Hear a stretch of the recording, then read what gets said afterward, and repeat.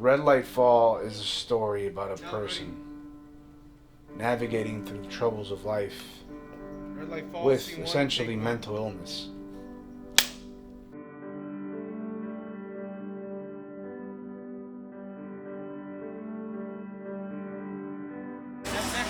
And take a break, then continue.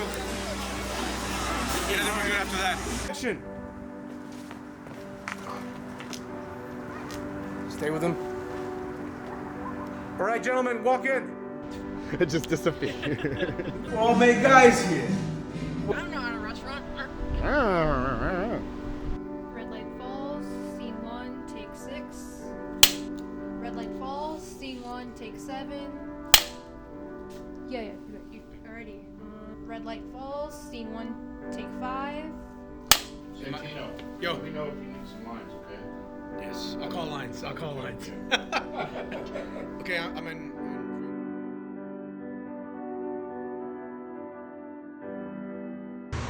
RedLight Falls, scene 1C. But this story actually came out from its inception from a Broadway show, Moulin Rouge.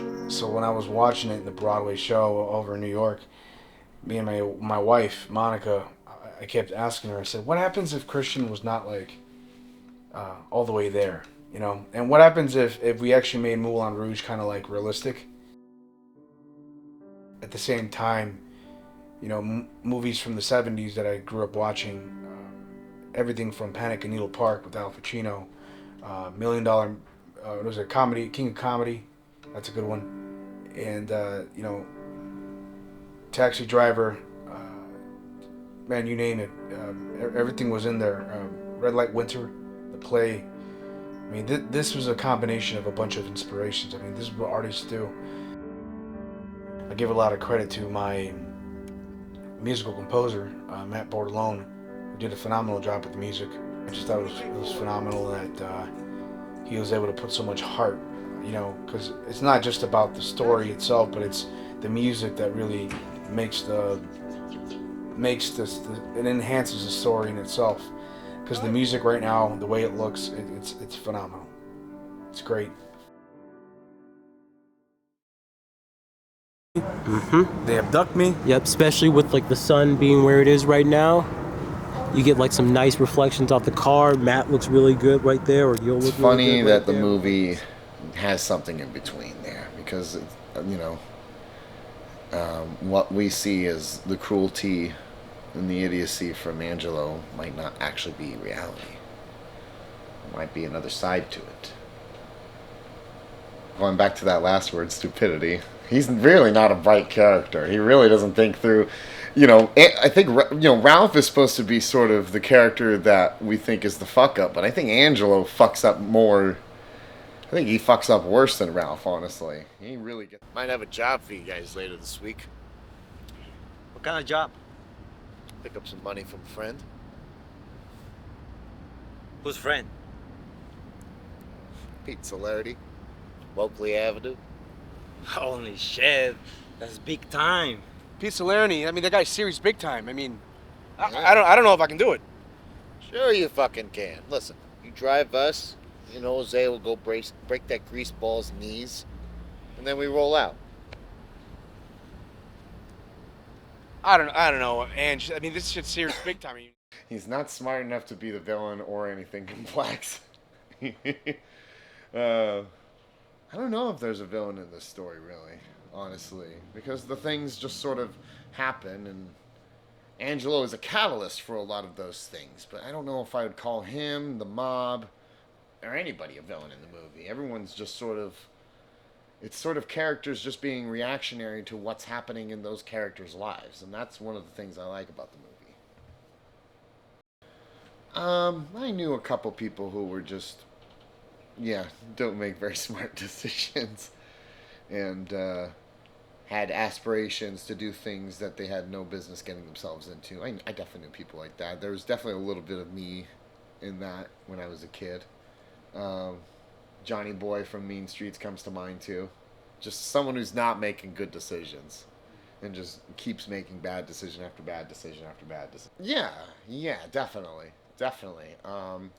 It'll become evident, but there's clearly a split, and going back to what is reality and what's not, the audience will definitely see what reality is and what isn't, what's going on in someone's head versus what's actually happening in the real world.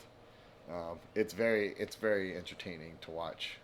A little sad, a little bit almost like a nightmare, but also a little bit. I don't know. There's something nice about the story too. There's something there. There's some sort of message there. Maybe even a message or two for multiple branches of government agencies that we won't discuss on camera now, but we'll let them see what's gonna happen. And I know your father was proud of you too. What the fuck happened over there? What happened? What turned you around?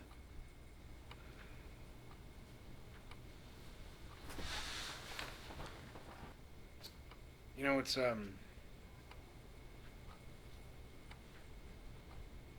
can't talk about it. No, you have to talk. He was already It's on a not path that of you destruction. have to He didn't talk. give a shit about nothing. He don't care. He don't care. And in that moment when another adult that's not his blood and is not related cares about him, it kind of throws him off. It kind of is like, damn it, now I have to rethink everything. Now it's like he gets pissed. He gets pissed because now you have no excuse no more. That character has no more excuse to go down that path because there is someone that loves him. There is someone that cares about him. There's no reason for him to go down that path. So that kind of throws them all off. Now he's upset about it. Now he's understanding that he understands that he's going down the wrong path, but he don't know how to get out of it. He don't know how to come back. You can see it in his face. He wants to try. He sees it, and then he no, it's not, because that's not normal to him. It's not normal for to be cared about. See, this film was really hard. Writing it was easy. Filming it was easy. But the compiling it together and watching it for the first time is really hard because this character is me. He has all my vulnerabilities. Similar upbringing. We both served in the military. It has all my self-doubts. I mean, I spilt my whole entire life into the pages to a point where now I'm kind of like I don't even want to show up to the premiere. Because to me it's just I'm seeing a mirror image of a person. Listen here, you little prick. You don't want to take this shit seriously? I'm game. I don't have that kind of time. There's no reason to go there. Shut the fuck up. You assaulted and robbed a poor old lady by the bus stop. Fucking sickening. No, of course not. That's impossible. I can't even do that. Bullshit, you can't do that. But when you look at Bullshit, kid. Bullshit. You can't do that? But I bet you when you want your heroin fixed, you could do that, right? Then it's a different story, It depends on the perspective. He's like I said, he's a good cop. He's really good. However, he failed somewhere down the line with his son.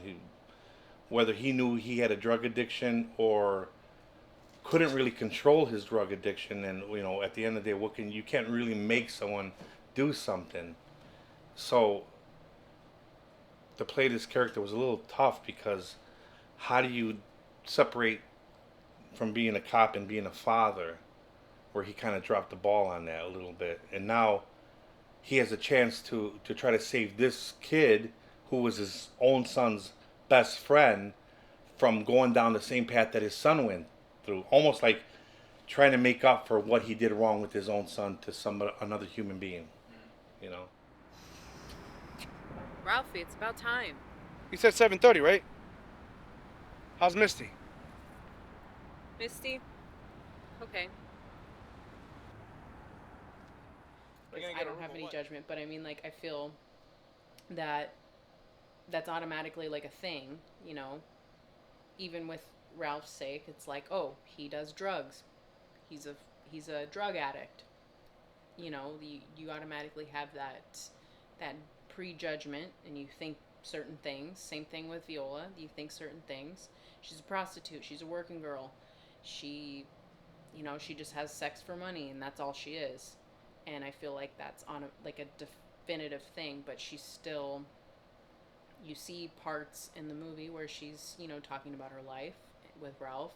And I think, you know, just to go back to the Moulin Rouge thing, you know, to where Santino got his inspiration from. You know, Satine is still a human being. She still wants love. She still, you know, wants certain things, and she did what she did for that reason. Same thing Viola is doing. We don't get paid. It's a problem. He's gonna pay you. There's gonna be juice on that. You know that, right? That's a good question. So, I've been to a few places, and I've hung around a few places, and I've seen for years people similar to Vito. People that do what Vito does, or people that seem to be like Vito, or people that I've heard are like Vito. You know, we've seen real people like that. I've seen them.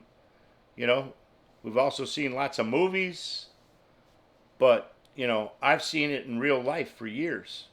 So I think Vito's kind of a conglomerate of a few different people squashed together. And I based Vito on a kind of a multifaceted character who sometimes tries to be a little funny, but at the end of the day, in that humor is, you know, deadpan seriousness. Like, you cut through it and you see that he just wants to get paid at the end of the day, but he's willing to give you a little bit of a chance. So Vito comes from a few places, and that's who Vito is.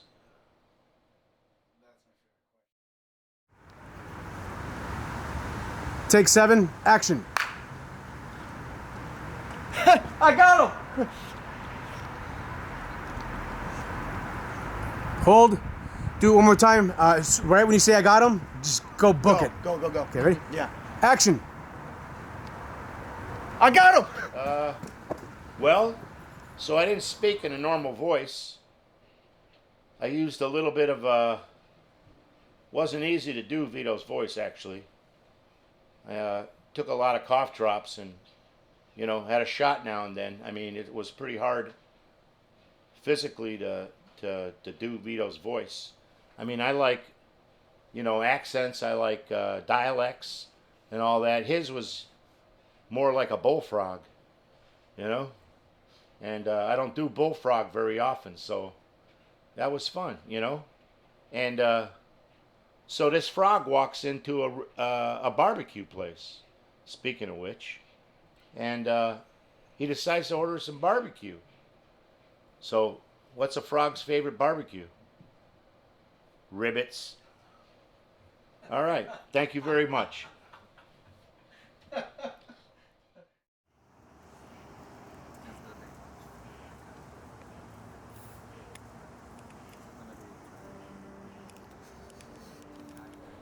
Dude, that's like the question of all the ages, because that's the reason why this film is being made. Yeah, because there is that transition, and there's no guidance in that transition. And when they come back to civilian life, you know, some of them get into drugs, some of them don't. Some of them don't have that work experience in the civilian life, so they fall to poverty, they get homeless, and yeah, it's super fucking sad, but it's just the way it has been for the past 50 years. We've seen it since Vietnam. We saw it in Desert Storm. We're seeing it now, and it's absolutely fucking disgusting that this government is actually, you know, letting this happen. Hey, come on with it. Okay, we got this guy here, Santino. You know what I'm saying? And he needs about that much, okay? All right, maybe this much.